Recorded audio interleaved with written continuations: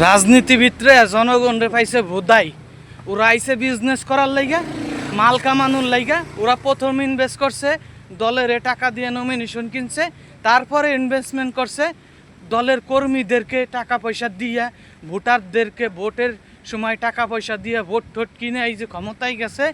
এখন মনে করেন তারা মাল কামাবে। তো ভাই মাল কামাইতে আইছেন, মাল কামান, ওই দেশের উপকার করবেন, দেশ উন্নতি করবেন, হ্যাঁ, জনগণের জন্য এই করবেন ওই করবেন, এই বাল চালের বেচাল না পাইরা ভাই আপনারা যে কয়দিন ক্ষমতায় থাকেন মাল কামাইতে আইছেন, ঠান্ডা মাথায় মাল ঠাল কামাইয়া আপনারা আবার চলে যাবেন। এই ডেই হয়, এই ডেই হয়ে আসতেছে। জনগণের ভোগা মারা সারা 1971 সালের পরের থেকে এই পর্যন্ত জনগণের ভোগা সবাই মারছে।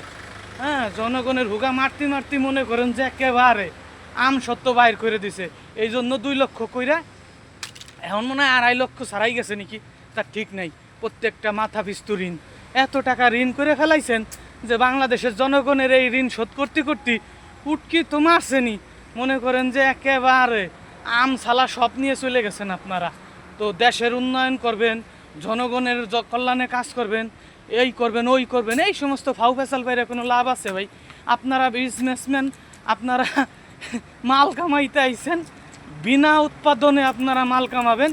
কিছু টাকা পয়সা খরচ করছেন নির্বাচনের সময়, এখন ক্ষমতায় চলে গেছেন, এমপি হয়ে গেছেন যার যার, এখন মাল কামান, সমস্যা কি?